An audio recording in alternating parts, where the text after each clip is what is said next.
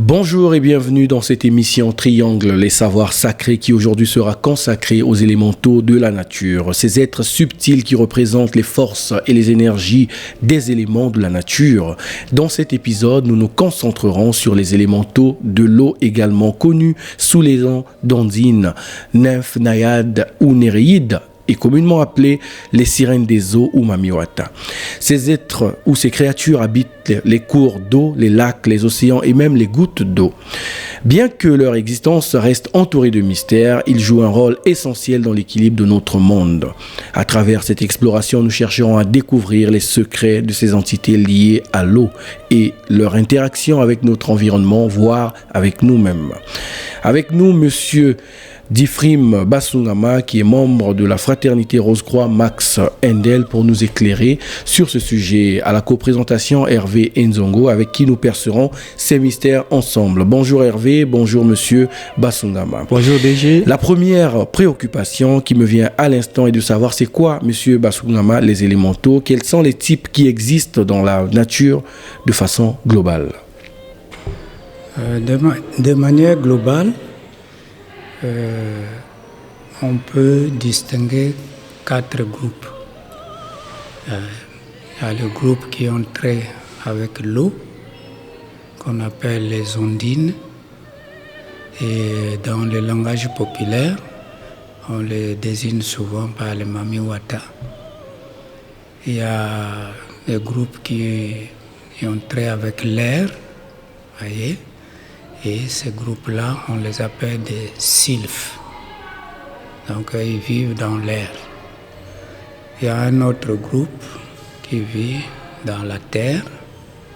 Donc, leur élément principal, donc, c'est la terre. Et on les appelle des gnomes. Des gnomes. Et le dernier groupe, sinon le premier, c'est les groupes qui manipulent le feu, donc l'élément feu, et on les appelle des salamandres. Des salamandres.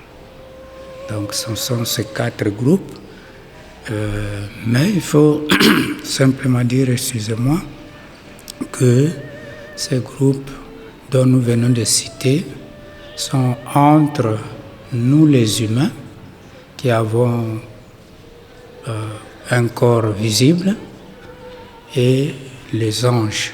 Donc ils sont à mi-chemin entre nous les humains et les anges, sachant que la hiérarchisation de l'homme à Dieu compte plusieurs marches.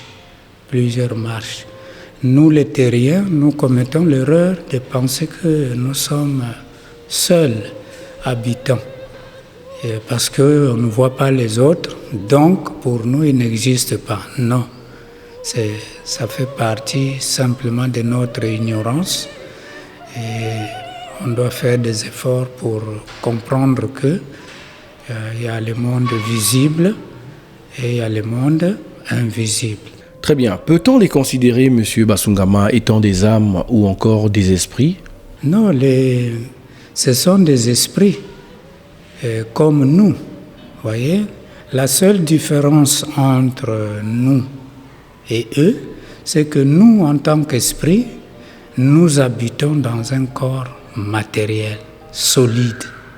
Nous sommes comme dans une prison, telle que nous sommes là, voyez, et il nous faut des efforts pour que le corps s'allie à notre esprit, qui travaillent de commun accord.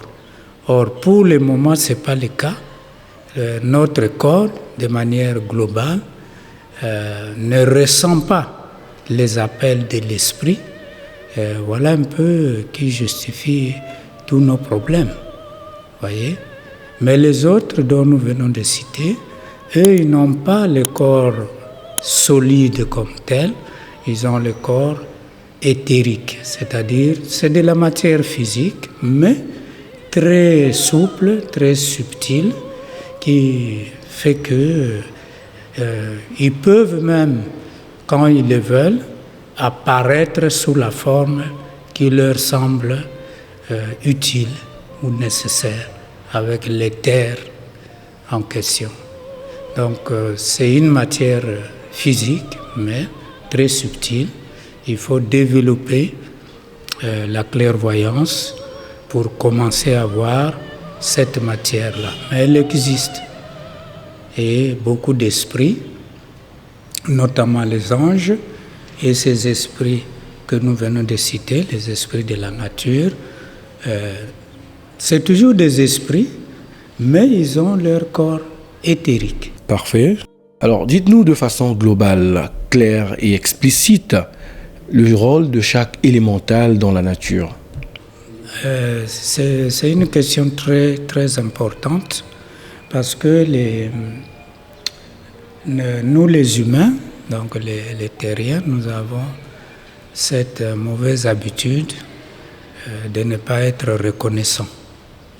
Vous voyez, non? Donc, par exemple, quand nous consommons un fruit quelconque, nous disons certainement merci à Dieu, n'est-ce pas?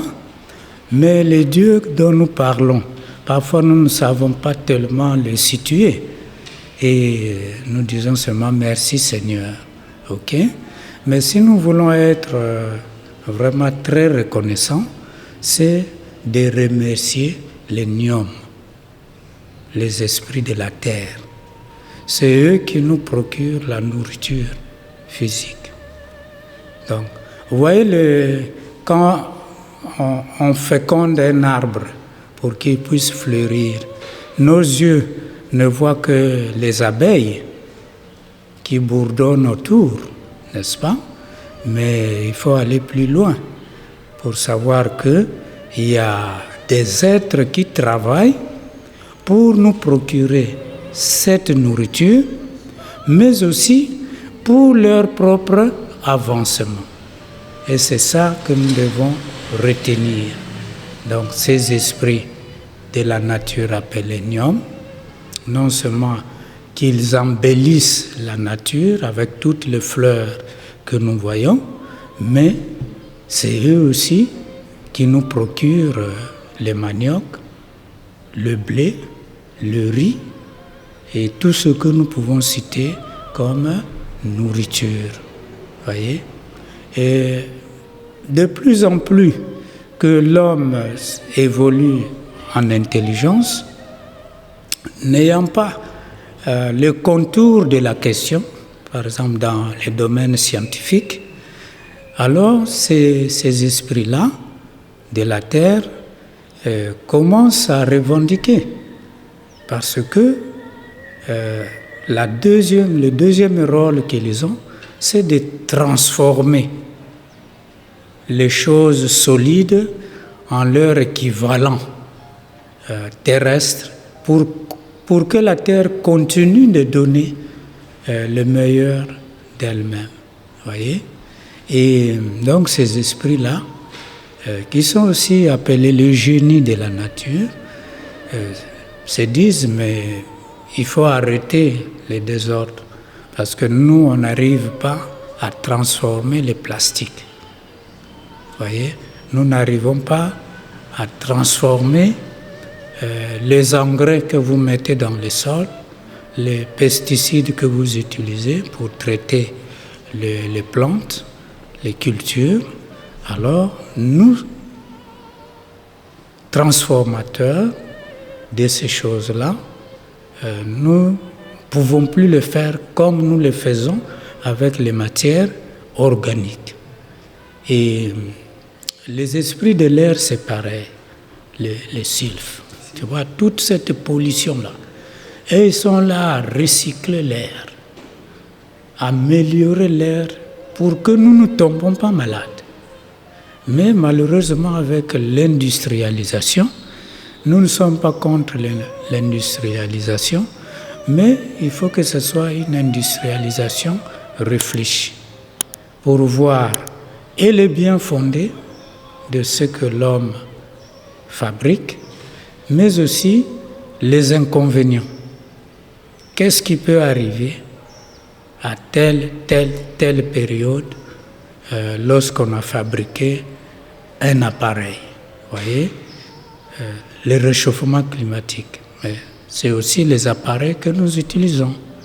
Voyez, le fait que nous envoyons par nos téléphones des messages, mais tout ça, ça réchauffe l'atmosphère. Voyez, et si on ne fait pas attention, on risque d'avoir, comme on dit, la raréfaction de l'air. Et si nous n'avons pas l'air aujourd'hui, ça signifie que nous sommes prêts à ne plus vivre. Voyez? Et tout ça, ça fait partie des observations que ces esprits font de manière concrète pour dire oui, c'est bien ce que vous faites, mais regardez là où nous en sommes. Donc les esprits des eaux que nous avons appelés les ondines, eux, ils transforment l'eau. Très bien. Ils le recyclent. C'est pourquoi nous voyons des sources. Voyez, les sources, ce sont des eaux usées qui transitent à travers plusieurs couches de la première couche terrestre dont nous avons fait allusion. Et il y a plusieurs niveaux à ce niveau-là. Et quand ça fait ce transit-là, ça devient de l'eau potable. On appelle ça l'eau de source, mais ce sont ces ondines-là qui travaillent à la purification de l'eau, à la conservation et à leur meilleure qualité. Alors, vous avez évoqué le rôle des esprits des eaux, de la terre et de l'air. Qu'en est-il des esprits du feu, Monsieur Basungama? Les esprits de feu, c'est comme nous sommes là, on ne peut pas vivre sans le feu. Voyez, on ne peut pas vivre sans le feu. Si les esprits de feu ne sont pas d'accord, ok, dans une démarche donnée, par exemple, quand vous allumez une allumette, ok, si les esprits de feu ne sont pas d'accord, ça ne va pas s'allumer. Quand bien même l'air sera autour, c'est eux qui donnent le top pour que le feu soit. Donc, ils arrivent à faire même en sorte que quand ils se mélangent aux esprits de l'air, dont nous avons parlé, les sylphes, c'est on va dire cette collaboration, mais on peut dire aussi ces échanges nous produisent la pluie. Voyez? Et dans le domaine scientifique, on va parler d'évaporation.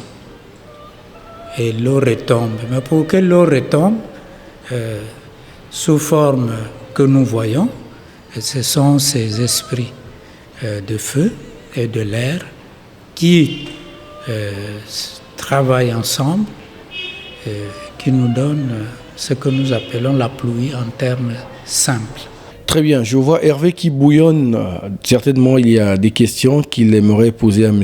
Basungama. Je passe donc la parole à Hervé Enzongo. Effectivement, Ariel Judas et Jimmy Gatier, je bouillonne des questions qui me taraudent l'esprit. Alors, je vais essayer un peu de rebondir sur ce que vous venez de dire, M. Basungama. Si l'on comprend bien, ces entités travaillent en collaboration. Ceci dit, l'absence de l'air pourrait occasionner un déséquilibre dans l'univers. Disons, il n'y aurait même pas la vie sur Terre.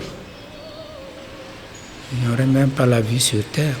Donc, c'est cette collégialité, cette collaboration entre les uns et les autres fait que nous puissions vivre. Voyez? Que nous ayons les outils que nous voulons. Par exemple, grâce au feu, on peut fondre un métal et le transformer en couteau, qui devient un outil important pour la vie sur Terre. Mais pour cuire nos aliments, on a besoin justement de ces salamandres-là. Que ce soit de l'électricité ou simplement du feu ordinaire que tout le monde peut manipuler, c'est toujours leur travail. Hein. Donc, le fait que, si nous prenons conscience que c'est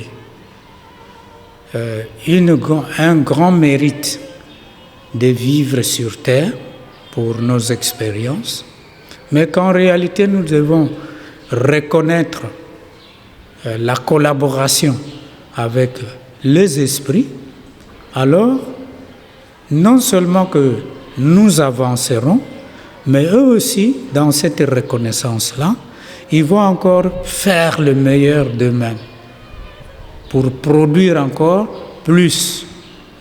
C'est comme quand nous félicitons quelqu'un, vous voyez, il a ce courage-là de faire encore mieux que la fois dernière. Et c'est ça qui fait avancer tous les domaines de la vie. Savoir féliciter, savoir reconnaître le mérite de chacun dans ce qu'il fait et en retour, la personne ou l'être en question fait encore le meilleur de lui-même pour vous procurer autre chose que ce qu'il a déjà produit. Alors, parmi ces 4 éléments, lequel a une prédominance sur les autres? Non, mais chacun dans son domaine. Oui, chacun dans son domaine. Et c'est un peu comme à l'école. Hein.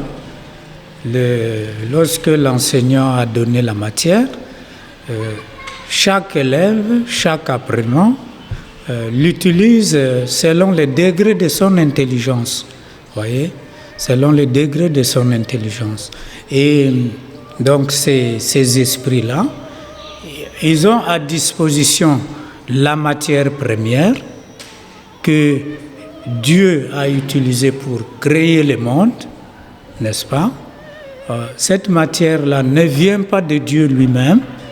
On appelle ça l'arché, c'est matière primordiale, qui fait que tout ce que nous voyons viennent de cette matière-là, viennent de l'arché. Et eux, pour avancer, ils transforment cette matière primordiale dans leur équivalent utile pour nourrir les humains, pour leur permettre de respirer, pour leur permettre de se laver, d'être en bonne santé, et ainsi de suite. Donc, chaque groupe d'esprit a sa spécialité. Maintenant, comme il y a on va dire, une symbiose entre les différents éléments de la nature, alors ils doivent collaborer ensemble. Parce que si vous n'avez pas l'air, vous ne saurez pas allumer le feu. Voyez? Donc il faut qu'il y ait les deux. Voyez? Mais pour qu'il y ait le feu aussi, il faut qu'il y ait la matière. Par exemple, le feu de bois. Le bois, c'est une matière terrestre. Donc vous voyez qu'il y a une très grande collaboration entre ces différents esprits. Et nous, on retarde pourquoi? Parce que nous sommes rentrés dans l'orgueil. On pense que si quelqu'un dit une chose et que nécessairement ces mots ne correspondent pas à ce que moi je connais, alors je le contredis. Alors que parfois c'est un problème seulement de sens des mots. Mais vous dites tous la même chose.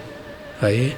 Mais les esprits qui n'habitent pas dans notre corps matériel, eux, ils voient les choses d'une autre manière et ça fait que leur collaboration est constructive. Très bien. En spiritualité, on parle de dualité. Cette notion s'applique-t-elle aussi sur les entités? Y a-t-il des élémentaux négatifs ou méchants ou encore des positifs? Bon, disons que tant que les uns et les autres, nous n'avons pas suffisamment progressé, parce que nous progressons avec la Terre. Voyez, nous sommes à une partie de notre vie où cette dualité est toujours nécessaire, parce qu'il y a le libre arbitre. Et savoir choisir ce qui est utile et ce qui ne l'est pas, ce qui est bien et ce qui ne l'est pas, c'est un grand mérite. Voyez? Donc ce qui fait que eux également, tout en travaillant, ils peuvent aussi commettre des erreurs. Et ils les commettent aussi. En quoi faisant? Par exemple, si nous prenons les esprits de l'eau, ok? Les moins avancés d'entre eux, ils sont en train de se corrompre par l'homme. Vous voyez? Ils sont en train de se corrompre par l'homme, les moins avancés d'entre eux. Et ils viennent vers les humains en admirant l'ingéniosité de l'homme, parce qu'ils constatent ce que l'homme fait en matière de nourriture, de transformation, mais aussi de déplacement. Ils sont émerveillés pour ça, ces esprits-là, n'est-ce pas? Mais l'homme étant rusé, ils peuvent les utiliser dans ces besognes pour lesquelles eux ne sont pas tellement conviés. Parfait. Mais la ruse de l'homme fait que certains d'entre de ces esprits viennent vers l'homme et travaillent avec lui. Alors, comme vous le savez, il y a un phénomène en vogue, que ce soit dans les sociétés africaines ou encore occidentales, etc., voire asiatiques. Ce sont des unions de mariage avec les élémentaux de l'eau, communément appelés mamiwata, ou encore sirènes, comme je l'ai dit d'entrée de jeu. Que dit la loi divine sur ce type d'union, Monsieur Basungama? Non, c'est justement le comble de l'homme, hein? Vivant dans ce corps matériel. Donc, quand il accède à une petite connaissance, on lui ouvre juste un petit rien, ok? Alors, il commence à abuser de ça. Voilà. Ça, c'est l'abus. Donc, eux, ils sont à l'état éthérique, comme je venais de le dire. Et nous sommes à l'état matériel pur et dur, n'est-ce pas? Donc, logiquement, ce genre de choses, c'est vraiment un marché de dupes, quoi, de tromperies, quoi. Voyez? Ça ne mène à rien. Ça ne mène à rien. Parce que même quand ces esprits vous apportent de l'argent, c'est une représentation seulement fallacieuse de l'argent qui existe réellement. Vous verrez qu'à un moment donné, cet argent-là va disparaître et vous devenez pauvre si vous l'avez déjà été. Donc, ces mariages ou ces unions, c'est vraiment on retarde de plus belle ces esprits-là, parce que ce n'est pas leur rôle, mais on recule aussi nous-mêmes quand nous faisons des choses comme ça. Voyez? Ça, je le dis le plus simplement possible, que ce n'est pas un exploit que de faire des choses comme ça. C'est un recul vis-à-vis du plan de l'évolution. Donc, non seulement on rend mauvais service à ces esprits-là, mais on se rend aussi mauvais service à soi-même. C'est contre les lois de l'évolution. Très bien. Vous venez donc de donner des éléments de réponse à la question que je viens de poser précédemment. Qu'adviendra-t-il après la mort de celui qui aurait contracté ou scellé ce genre d'union avec une telle entité? Le fait de côtoyer ces esprits, de sceller un certain nombre d'alliances, vous oblige, vous, quand vous n'êtes plus vivant sur Terre, de rejoindre aussi. Parce que dans la nature, il n'y a que des échanges. Donc la loi d'échange veut que vous puissiez compenser ce que vous avez pris là-bas ou ce qu'ils ont pris chez vous, que vous puissiez les compenser là-bas. Et ce qui fait que de manière générale, certainement nous parlerons de la mort dans nos travaux. Tous, nous n'allons pas toujours directement là où nous devons partir lorsque nous mourrons. Voyez? Donc, nous allons rejoindre d'abord le lieu qui nous a servi sur terre pendant que nous étions vivants. Et c'est pourquoi nous disions autrefois qu'il faut faire attention aux pactes, voyez, aux unions. Voyez. Quand cette sirène vient chez toi, mais elle prélève aussi quelque chose de vous, non? C'est ça, vous voyez? Vous échangez des énergies. Elle prend une bonne partie de votre énergie. Elle est libre d'en faire ce qu'elle veut. Je vous ai dit que ces esprits qui viennent vers les humains sont les moins avancés. Parce que ceux qui sont très avancés, ils nous exigent la pureté. Il faut vraiment être suffisamment pur pour que les Mamiwata viennent, sentent que vous êtes vraiment quelqu'un de bien, qui est dans la lumière. Voilà. Mais ces esprits-là sont vraiment loin de nous. Donc, quand nous allons dans les rivières ou dans les savanes ou dans les forêts pour prier, parce que nous avons un problème, parce que notre chef de groupe nous a amenés, on doit toujours faire très attention.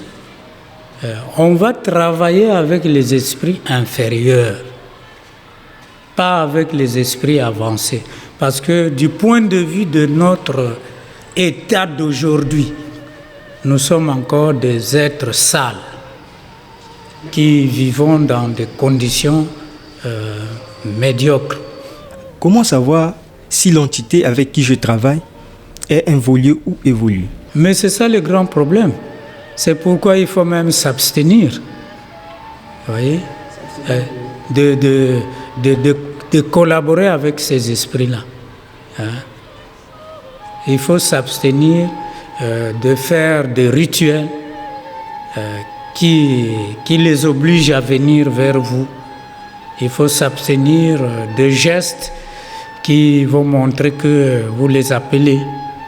Par exemple, vous allez à la rivière, vous jetez de l'argent, vous jetez des biscuits, vous jetez, je ne sais pas, des bonbons. Lorsqu'on fait ce genre de rituels ou pratiques, c'est pour leur demander de nous rendre quelquefois des services, puisque vous avez dit plus haut qu'ils avaient un rôle à jouer vis-à-vis de l'homme et de la nature. Mais Hervé, le problème c'est que ces esprits-là, ils se demandent même, qu'est-ce que vous devenez finalement? Vous voyez? Parce que l'homme est plus avancé que certains d'entre eux. Vous voyez? L'homme est plus avancé. Mais malheureusement, il se comporte, il va se prosterner devant ces esprits-là et eux ne comprennent plus rien. C'est comme un général de corps d'armée qui va se prosterner devant son caporal. Vous voyez? C'est invraisemblable. Vous voyez? Et maintenant, le caporal, s'il est rusé, qui comprend que le général est en défaut, il va commencer à lui jouer des tours. Et ces esprits-là, ils jouent des tours quand vous les côtoyez. Je peux vous donner un cas, sinon même deux cas précis. Les gens qui sont allés prier dans une certaine rivière. Et au retour, parmi le groupe, il y avait un jeune qui avait perdu le verbe, qui n'arrivait plus à s'exprimer. au retour. Et un autre groupe qui est allé pour prier, machin, comme on sait, au retour de ça, il a perdu ses organes génitaux. Et tu vois un peu comment il était paniqué. Vous voyez, il fallait des prières et des prières pour qu'on rétablisse l'ordre. C'est-à-dire que ces esprits-là, ils se demandent, mais comment ces hommes qui sont très avancés viennent encore vers nous pour nous solliciter dans tel domaine. C'est la question fondamentale qui se pose. Et comme ils ne sont pas très avancés plus que lui, alors ils lui font certaines farces. Vous voyez, ils font certaines farces.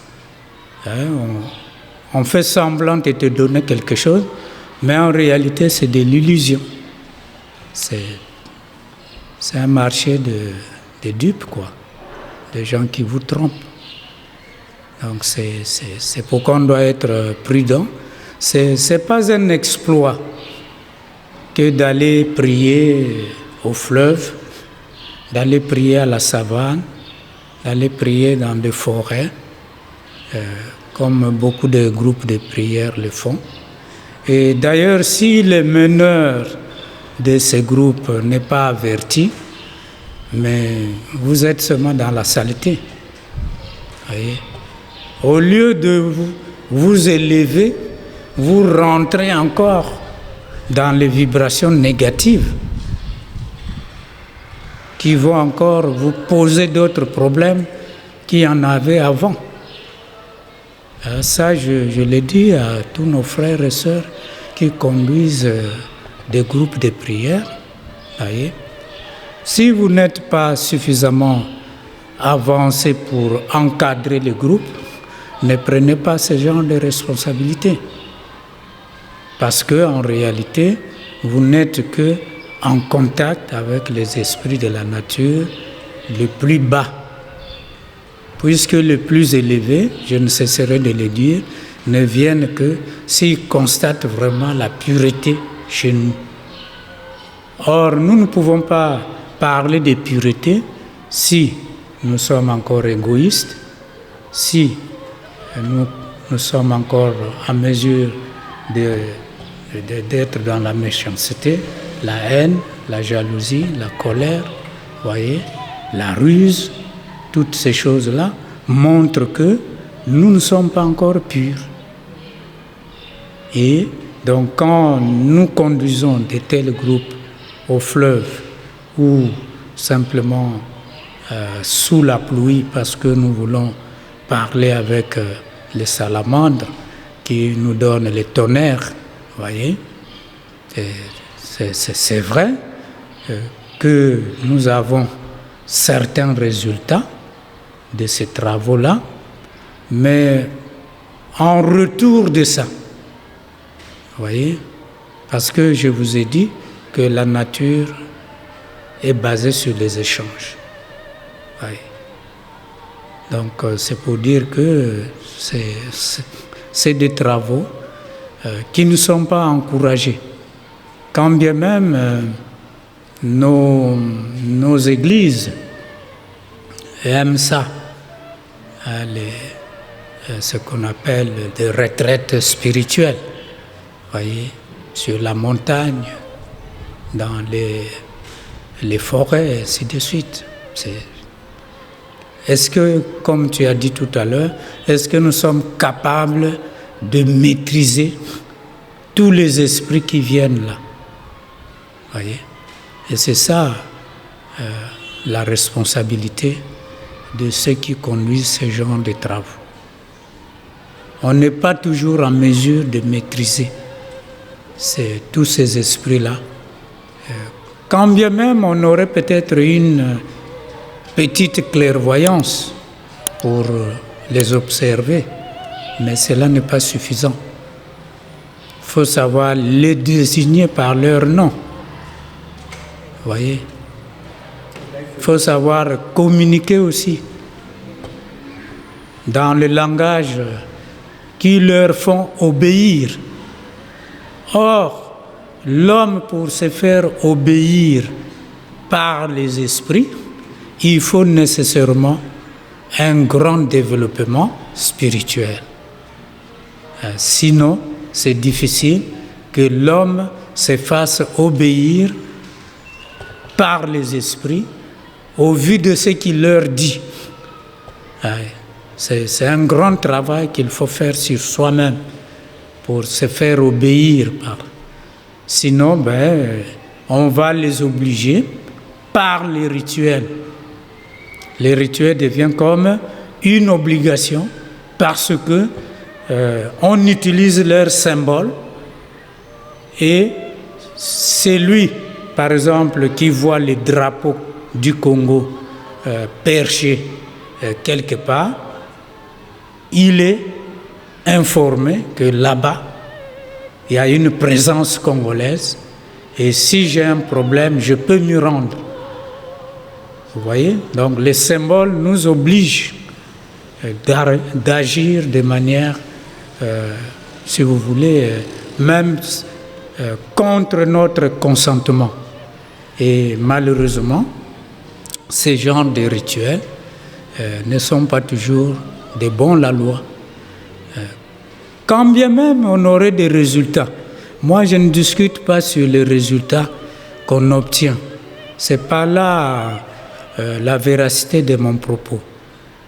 Je discute sur le fait qu'on peut obliger les esprits ou quelqu'un contre son gré parce qu'on a utilisé un élément qui l'oblige de le faire. Et à ce moment-là, quand on oblige contre la volonté, on est dans la magie noire. On est dans la magie, comme certains disent, la magie noire, ce n'est pas que ça appartient au noir. La magie noire veut dire seulement la mauvaise utilisation des connaissances reçues, de tout ce que nous avons étudié, et on l'utilise pour nos besoins personnels ou pour dominer autrui ou pour dominer les esprits de la nature. Ça, c'est de la magie noire. Vous venez de dire que pour les appeler, il fallait connaître au préalable leur nom. Oui, c'est Est-ce que vous pouvez nous donner le nom d'un élémental que vous connaissez? Un élémental de l'eau, par exemple. Mais déjà, moi, je ne les utilise pas. Donc, je ne peux pas vous donner leur nom. Moi, je ne les utilise pas. C'est du spiritisme. Voilà. Ça n'a rien à voir avec la spiritualité. Très bien. Rien. Alors, M. Basungama, comment est-ce qu'on doit faire pour connaître le nom d'une entité? Puisque vous dites que pour travailler avec de telles entités, il est nécessaire de connaître leur nom. C'est mais bien justement, dans une discussion où le grand public est convié, il n'est pas toujours nécessaire d'aller dans tous les détails possibles, parce que ça fait partie des alliances que les humains scellent pour pouvoir travailler avec un tel ou un tel. Et la première alliance, c'est celle que nous avons dit, vous signez le pacte. Or, nous avons dit, quand vous signez le pacte de sang, ça signifie que vous vous êtes livré. C'est vrai, l'entité va vous dévoiler son nom, mais en retour, elle a tout le contrôle sur vous, des jours comme des nuits. Vous voyez? C'est pourquoi certaines pratiques, qui sont encore dans la grande majorité les propres des Africains, sont prohibées sous d'autres cieux. Ça ne fait pas avancer. Comme je ne cesserai de les limiter, de les dire, tous ces esprits-là qui viennent vers les humains sont les moins avancés. Ça, il faut écrire ça noir sur blanc. Que tous les esprits-là qui viennent vers les humains ok, sont les moins avancés. Dans nos villes, où il y a encore plein de saleté, comment voulez-vous qu'un esprit élevé puisse venir dans ces milieux-là? Les vibrations sont basses. Il n'y a que des forces inférieures que nous appelons les élémentaux ou les élémentales. C'est ça qui caractérise les poubelles que nous voyons. C'est des forces inférieures qui sont en train d'être nourries et qui vont constituer, on va dire, une minorité de blocage pour notre avancement. Vous voyez, non? Quand nous voulons avancer, ces êtres que nous générons par notre environnement qui est sale, par nos pensées négatives, par nos désirs très bas, nous générons ces élémentaux ou ces élémentales. Alors, ça constitue maintenant ce qu'on a appelé le gardien du seuil. Et ça nous empêche d'avancer. Et lorsque notre développement spirituel progresse et que nous sommes prêts à recevoir l'enseignement direct qui nous permet de faire des choses que Jésus faisait, il a transformé l'eau en vin, il a transformé 5 poissons en plusieurs poissons, les gens n'ont même pas fini de manger ça. Voyez, ça c'est la connaissance directe. Et on la reçoit seulement lorsque on a montré que on devient un véritable saint. On ne peut plus faire du mal aux autres. Voyez? Et la première fois quand nous quittons notre corps matériel pour fonctionner dans le monde spirituel, avec le corps spirituel que nous avons construit pendant notre période préparatoire, parce que c'est ça seulement l'objectif, c'est construire un corps spirituel. Sans ce corps, on ne peut pas naviguer consciemment dans le plan supérieur. Et lorsque l'étudiant est prêt, donc on lui enseigne comment naviguer dans ces plans-là, dans son corps spirituel, pendant que le corps matériel reste dans son lit. Il peut même l'observer. Mais les premières tentatives, ce sont les gardiens du seuil qui l'empêchent de progresser. Et ces gardiens du seuil se représentent sous la forme la plus bizarre possible pour lui faire peur. Parce que le plus grand obstacle dans l'avancement, quel que soit matériel ou spirituel, c'est la peur. Et tant que tu n'as pas vaincu ces gardiens du seuil, tu ne peux pas évoluer dans ces plans-là où vous êtes capable maintenant de voyager consciemment. Quand bien même nous les faisons inconsciemment chaque nuit quand nous dormons. Mais cette fois, pour celui qui a vraiment fait le travail correctement, quand je dis le travail, c'est-à-dire qui a vécu dans un état de pureté, de service et d'amour, il a pu construire son corps spirituel. Alors, cette fois, on lui montre comment on utilise le pouvoir qu'il a développé en lui et comment faire en sorte que, grâce à ce corps, qu'on puisse aussi vaincre les esprits négatifs qui sont dans l'air, qui sont dans ces plans-là. Ils sont toujours là. Mais grâce au corps spirituel, tu deviens invulnérable. Tu deviens invulnérable. Et quand vous voyez dans la Bible, on parle de fêtes, on parle des gens qui doivent manger ensemble. Mais ce sont ces fêtes-là où on montre à ceux qui sont prêts comment ils doivent utiliser les pouvoirs qu'ils ont développés en eux pendant la période préparatoire. Et c'est ce qu'on appelle l'initiation. Mais tout ça, on pourra y revenir dans une émission encore plus détaillée. Alors, que devrions-nous faire pour que celle-ci nous révèle leur nom? Non, la spiritualité n'est pas faite pour ça. Donc, plus on devient un être spirituel, mieux on aide les autres. Sinon, Jésus-Christ pouvait aussi détourner le cours des procès. Parfait. À sa faveur, mais il ne l'a pas fait. Le procès devant Pilate, et il ne l'a pas fait. Et quand le diable l'a tenté, s'il n'avait pas la connaissance qu'il fallait, il pouvait céder à ce que, faites ceci, je vous donnerai toute la richesse.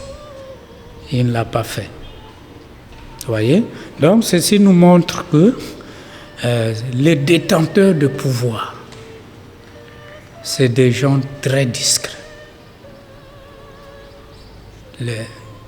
Quand quelqu'un vous dit qu'il est à tel niveau d'évolution, tel degré d'initiation, mais c'est vraiment archi faux.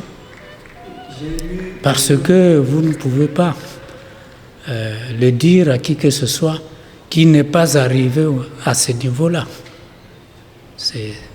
C'est une autre forme de choses où on peut vous prendre de l'argent pour enrichir les autres pendant que vous devenez de plus en plus pauvres. Donc les développements spirituels te rend humble. Les développements positifs te rend humble. Tu deviens le serviteur. C'est pourquoi quand les apôtres étaient un peu embarrassés, ils ont posé la question directement au maître. Mais qui est le plus grand parmi nous? Il a dit quoi? Le plus grand doit se faire le serviteur de tous. Voyez? Donc c'est vraiment pour servir. On ne va pas utiliser le pouvoir qu'on a accumulé parce qu'il y a un serpent qui arrive et on le tue en utilisant le pouvoir qu'on a. Non. C'est archi faux. Donc tout doit aller en accord avec la loi divine, n'est-ce pas? La loi divine veut dire quelqu'un a un problème. Ok? Alors, tu découvres que la personne est envoûtée. Tu le désenvoûtes. Vous voyez?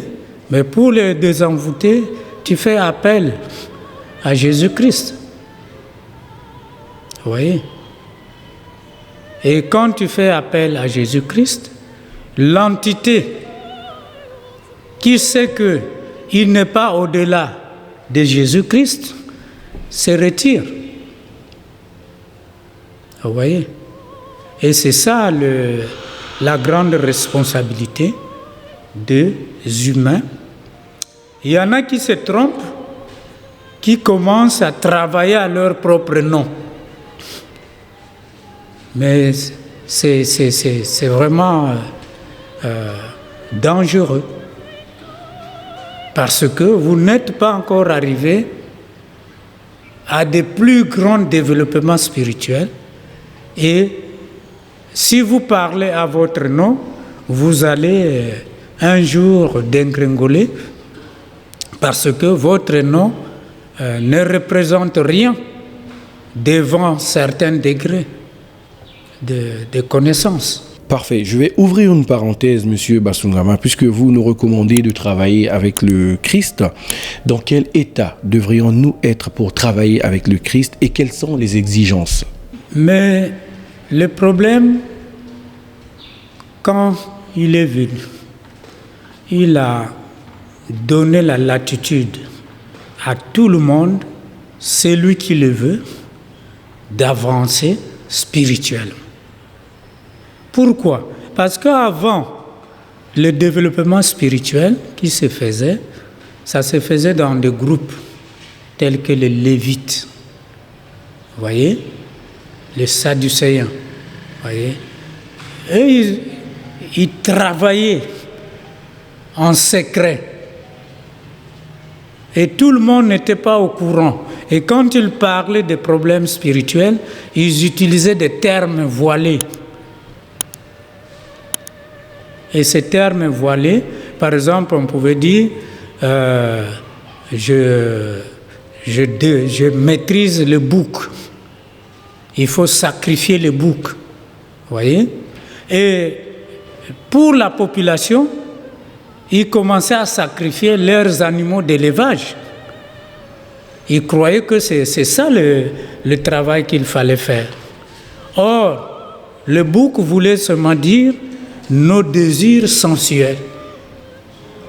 Il faut sacrifier ses désirs de chair, ses désirs de sexe, pour pouvoir s'élever spirituellement. Voyez? Et celui qui a pris conscience de cela, alors commence à travailler sur lui-même. Il ne se prive de rien, mais il vit dans la modération. Voyez? Il vit dans ce qui est utile. Est-ce que c'est utile ce que je fais? Oui, alors je peux avancer. Si ce n'est pas utile, j'arrête. Donc, pour suivre Jésus, il a même dit, vous pouvez même quitter votre famille. C'est fort. Vous voyez, non? Or, il voulait dire quoi? Il voulait dire que tout ce qui vous attache en termes de vous retarder, même si ça vient de votre famille, je vous donne le paix. Pas la paix, mais le paix pour couper ça, ces liens-là. Mais il faut vivre dans l'amour. Parce qu'avant, c'était œil pour œil, dent pour dent. Et à la fin, ça est devenu vivre dans l'amour, pour couper les liens, pour ne plus vivre dans les ténèbres. C'est important. Donc, si on veut vivre avec Jésus-Christ, déclarer que je l'ai accepté Maître et Seigneur, ce n'est pas suffisant. Il faut faire un grand travail sur soi dans le cadre de la pureté. Les désirs doivent être élevés, les pensées négatives doivent nous quitter pour ne revêtir que les pensées positives. Les désirs inférieurs qui nous poussent à la haine, à la jalousie, à la cupidité, on s'accapare de tout. Quand bien même on a déjà suffisamment beaucoup de choses, mais on s'accapare quand même de tout. Tout ça, la cupidité et autre chose, il faut quitter ça pour qu'on devienne des véritables serviteurs. Mais c'est un grand travail. C'est un grand travail que de quitter l'orgueil, que de quitter l'égoïsme.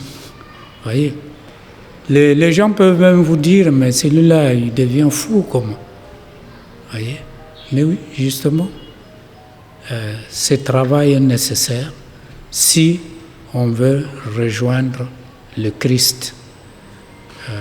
Tel qu'il a fait, il nous a démontré que le pouvoir existe réellement. Voyez, il a pris la boue avec sa salive. Il a mis sur les yeux de l'aveugle. Il a dit, bon, va te laver à la piscine de Siloé. Et il est allé se laver, il a commencé à voir. Donc, mais la vision là, c'est aussi la vision spirituelle. Ce n'est pas seulement la vision matérielle. Il est devenu clairvoyant volontaire. Il ne voit pas seulement les choses matérielles, mais il voit aussi les choses spirituelles. Pourquoi? Mais parce qu'il était prêt. Ce n'est pas l'aveugle que nous voyons seulement dans la rue. Non, c'est l'étudiant qui est prêt, à qui on a maintenant conféré le pouvoir de voir ce qui est caché dans le plan supérieur. Parce qu'il a fait le travail qui convient. Et même un téléspectateur de votre chaîne m'a demandé, mais les hiérophantes, c'est comment? Et je lui ai dit non, les hiérophantes sont les gardiens de pouvoir sacré dans un pays, dans un continent. Très bien. En Afrique, aux États-Unis d'Amérique, au Congo-Brazzaville, en RDC, il y a des hiérophantes. Donc quand vous débarquez à Paris, vous voyez, aéroport Charles de Gaulle, Roissy, les gardiens de pouvoir sacré sont là. Ils vous regardent. Qu'est-ce que vous êtes réellement venu faire? Si c'est pour des choses de nuisance, ils feront tout pour que vous ne fonctionnez pas. Ils ne vont pas vous brutaliser, parce que c'est des gardiens de pouvoir sacré, de la lumière dans un pays.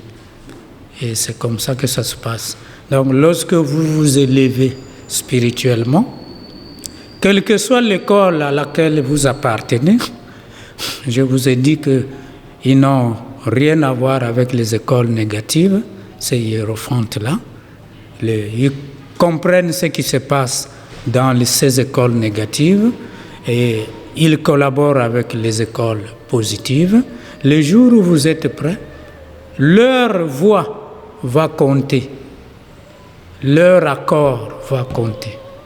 Est-ce que Hervé, tel qu'il est là, on peut lui permettre d'accéder à d'autres connaissances par rapport à ce qu'il a développé en lui?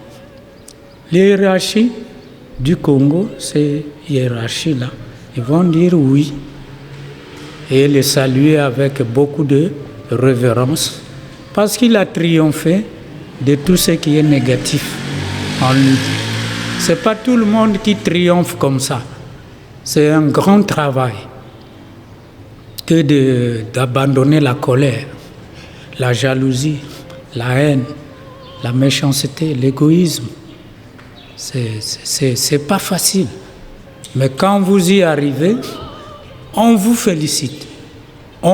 Ce sont ces hiérophantes-là. Et d'autres aussi qui ont précédé sur la voie. On vous félicite. Ici, en République du Congo, il y a ceux qui se disent maîtres. Ces derniers savent-ils réellement s'il existe des temples dans notre pays qui sont entrés en état de djinas ou encore dans la 4e coordonnée, c'est-à-dire l'astral? Mais le temple existe. Sinon, le Congo n'existerait pas. Oui, le temple existe. Les élèves qui méritent de voir ce temple-là, ils le savent. Qu'à tel endroit, il y a un temple, à tel autre endroit, il y a un temple. Sinon, l'animisme ne serait pas une école parmi les écoles d'initiation mineures. C'est le développement de l'âme, l'animisme. C'est une grande école. Ne voyons pas la sorcellerie. Ça nous embrouille. On pense que les Africains ne sont là que pour la sorcellerie. Non. Il y a des véritables travaux qui se font en silence, discrètement. Ne peuvent le connaître que ceux qui ont fait le travail réel sur eux-mêmes et à qui on confère les esprits dont nous avons parlé, de les rencontrer parce que maintenant, vous avez cultivé la paix, vous allez collaborer de manière constructive et non de manière destructive, telle que nous le faisons maintenant, en travaillant avec les esprits inférieurs. Alors, fermons la parenthèse sur le Christ pour revenir aux élémentaux de l'eau. Alors déjà, je vais vous raconter une anecdote, Monsieur Basungama, avec Hervé Nzongo. J'espère que vous me l'accordez. Alors, je connais une dame avec qui on a vécu ensemble dans un pays de notre continent. Cette dame, une fois rentrée chez elle pour les vacances au Cameroun, avait rencontré un maître qui lui aurait fait croire qu'il existe des élémentaux dans la nature, c'est-à-dire des sirènes qui habitent dans l'eau. Comme vous le savez, beaucoup de gens ne croient pas à ce genre d'histoire parce qu'ils n'ont pas vécu ce genre d'expérience. Alors, le maître ou encore le guide spirituel aurait fait des rituels avec cette dame au bord de la lagune, au Cameroun bien sûr, et donc... l'entité ne s'est pas manifestée. Ils ont bien évidemment fait des rituels, comme tout le monde a l'habitude de dire, avec du lait, des biscuits, des bonbons, etc., etc. Et donc, il s'avère que l'entité n'est pas apparue, l'entité ne s'est pas présentée. Et donc, la dame s'est dit, bon, écoutez, certainement ça n'existe pas. Elle est partie en voyage en Allemagne, et une fois arrivée là-bas, dans un bar, elle prenait un verre.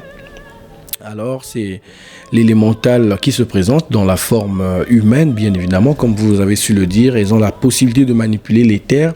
Donc, cette dame est arrivée, appelant la femme qui aurait fait des rituels par son nom. La dame était étonnée de savoir comment est-ce que vous connaissez mon nom. Elle dit non, je viens des fonds de l'océan, des fonds des eaux. Je suis une créature de l'eau.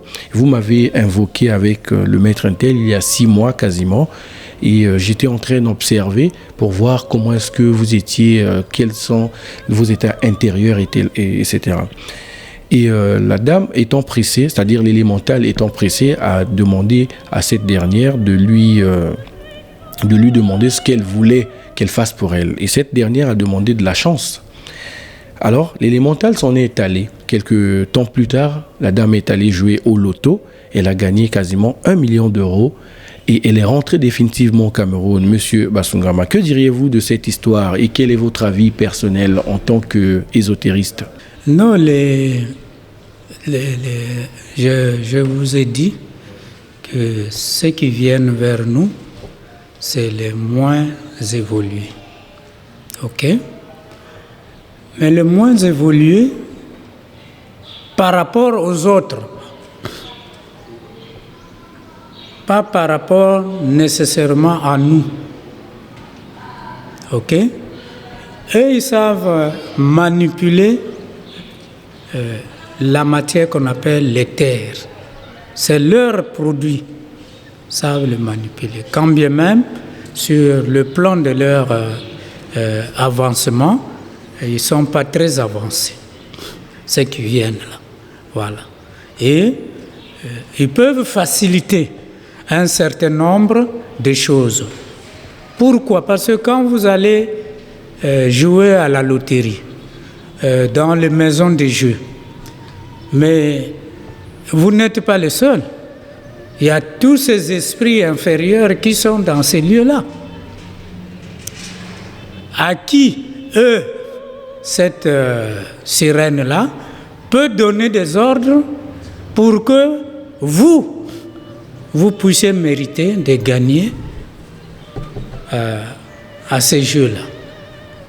C'est pourquoi les gens qui le savent, ils ne vont pas dans ces maisons-là de jeux. C'est des maisons dangereuses. Parce que là, il se trouve énormément d'esprits négatifs, avec une atmosphère vraiment indescriptible.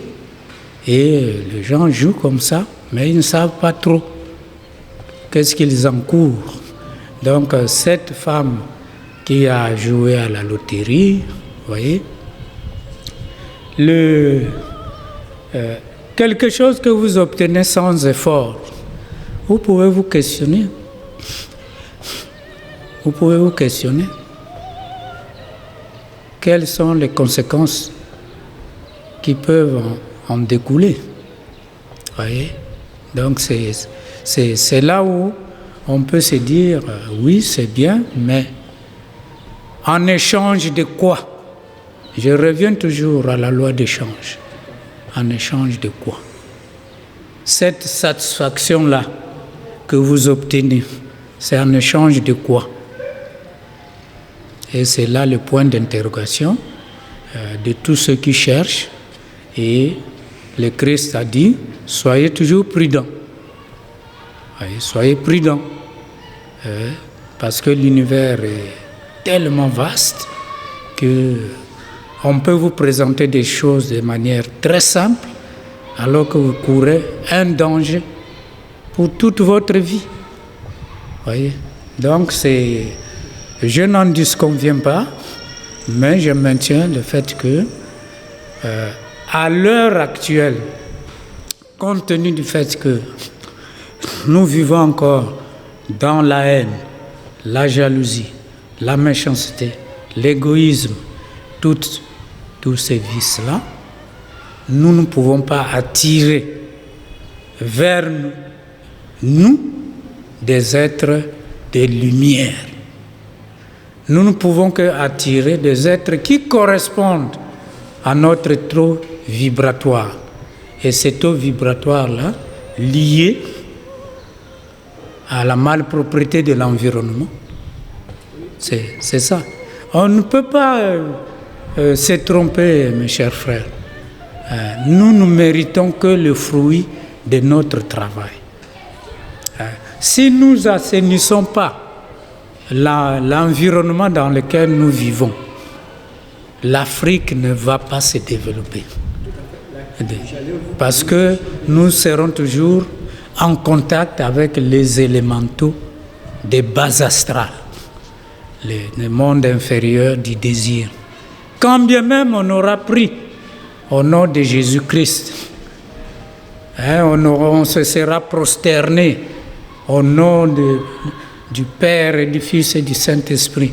Oui, mais si l'environnement est sale, ça signifie que la vibration est négative. Si vous manipulez encore la colère, la jalousie, la haine au-dedans de vous, mais vous ne pouvez pas accéder à la lumière. On ne peut pas avoir une chose et son contraire. C'est pas possible. C'est pourquoi les églises doivent travailler sur les valeurs humaines. Vous voyez, c'est important de les savoir et de commencer à mettre ces choses en pratique, que nous devons vraiment cultiver l'amour, nous devons cultiver la pureté, déjà par notre corps. Moi, je n'ai jamais vu de ma vie un prêtre qui est sale. Les églises catholiques, je n'ai pas encore vu un prêtre qui est sale. Mais oui, mais ça fait partie de la pureté du corps et de tout ce qui... Parce qu'il doit montrer qu'il mérite de vivre dans la lumière. Mais ça commence d'abord chez lui-même. Voyez? Et après, il faut cultiver les pensées positives. Il faut cultiver l'altruisme. Or, le tribalisme nous empêche de vivre l'altruisme. Quand bien même nous allons à l'église. Mais à l'église, il y a toutes les tribus. Mais nous avons encore du ressentiment pendant que nous sommes à l'église pour ceux qui ne sont pas de notre tribu. Mais c'est un travail d'autodestruction que nous faisons. Et nous appelons les élémentaux d'habiter dans notre atmosphère spirituelle. Ce qu'on appelle l'aura.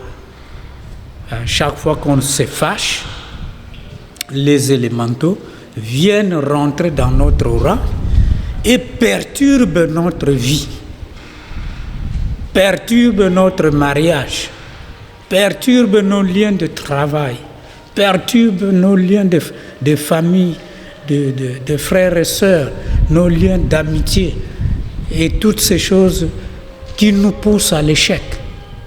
Voyez? Et tout ça, quand on commence à les savoir, alors on rejoint Jésus-Christ qui dit « il faut être prudent ». Et la prudence, c'est tout ça, s'informer correctement. Pas pour faire peur aux gens, non, pour prendre conscience que le vide n'existe pas dans l'univers. Les vides n'existent pas. Chaque fois que nous agissons, nous avons, par nos actions, des amis, mais aussi des ennemis, visibles ou invisibles. Et nous devons le savoir.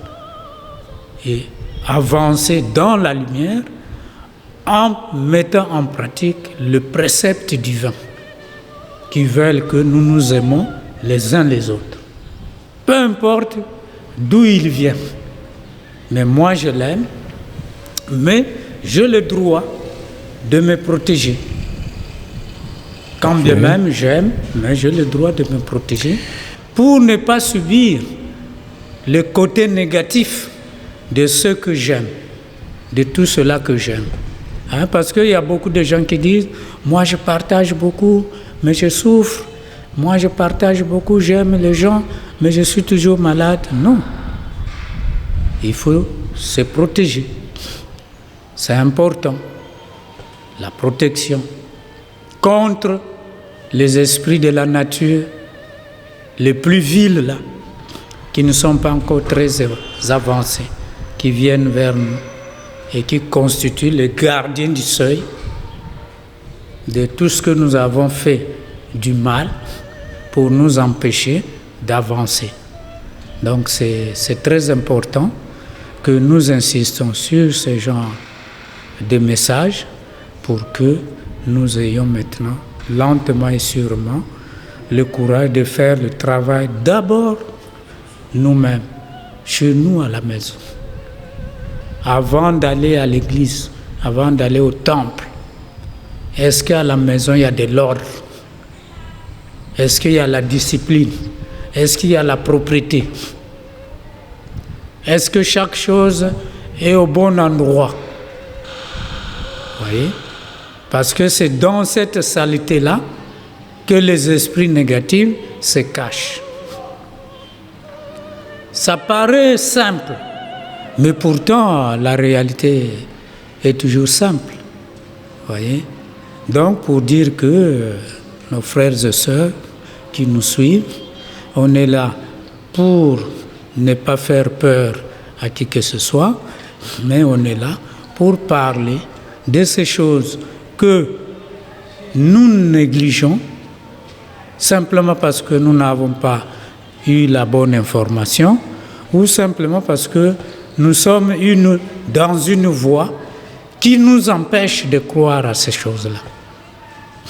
Parce que les pasteurs, à 90%, ils sont contre l'occultisme. Voyez? Mais comment voulez-vous suivre Jésus-Christ si vous ne faites pas les sciences occultes? Donc vous êtes même en contradiction avec vous-même. On ne peut pas transformer l'eau en vin si on ne connaît pas les principes qui sous-tendent ces choses-là. Transformer l'eau en vin, c'est quoi? Ça veut dire, pour notre thème, je prends les esprits de l'eau, ok? Je prends les esprits de l'air, je prends les esprits du feu et je les réconcilie. Par le verbe, l'eau devient du vin. Parce que dans le vin, il y a aussi la chaleur. Vous voyez? Or, nous savons que l'eau détruit le feu. Voyez? Mais pour celui qui connaît, il peut le concilier. C'est ça le mystère de l'Eucharistie. Concilier l'eau et le vin et le feu. Voyez? Ça doit faire une symbiose. Dans le corps humain, ça doit vivre en équilibre. Et tout cela, c'est vraiment utile pour ceux qui avancent. Je ne suis pas contre mes frères et sœurs pasteurs, mais j'ai tellement écouté ça qu'à un moment donné, il faut dire, tiens, mes frères et sœurs, mais Jésus pour transformer les 5 pains là et le poisson, comment il a fait pour nourrir la multitude. Hein? Vous appelez ça miracle? Je dis non, c'est simplement connaître comment les principes divins fonctionnent pour pouvoir aider autrui. Ils avaient faim. Au mariage de Cana, le vin aussi était fini. Marie déclare, que peux-tu faire? Le vin est fini. Il a répondu, mon temps n'est pas encore arrivé. Oui, justement, parce que les principes divins ont leur façon d'être mis en pratique. Et quand l'heure était arrivée, il a dit, apportez-moi les outres, amenez l'eau. Et il connaissait la formule et il a appliqué. Et les élémentaux de l'eau ont obéi à ces commandements-là. Il a marché sur les eaux aussi. Mais oui, justement, quand tu ne maîtrises pas ces êtres-là de l'eau, mais ils vont t'amener vers le fond pour montrer que tu ne connais pas encore la chose. Mais lui, il connaissait la chose, il a donné les commandements, il a marché sur eux, sur les éléments mentaux de l'eau. Il a dit aussi à l'air de cette terre. Très bien, Monsieur Basungama, votre mot de la fin et votre numéro de téléphone afin que nous clôturons cette émission. Merci beaucoup pour cette rencontre.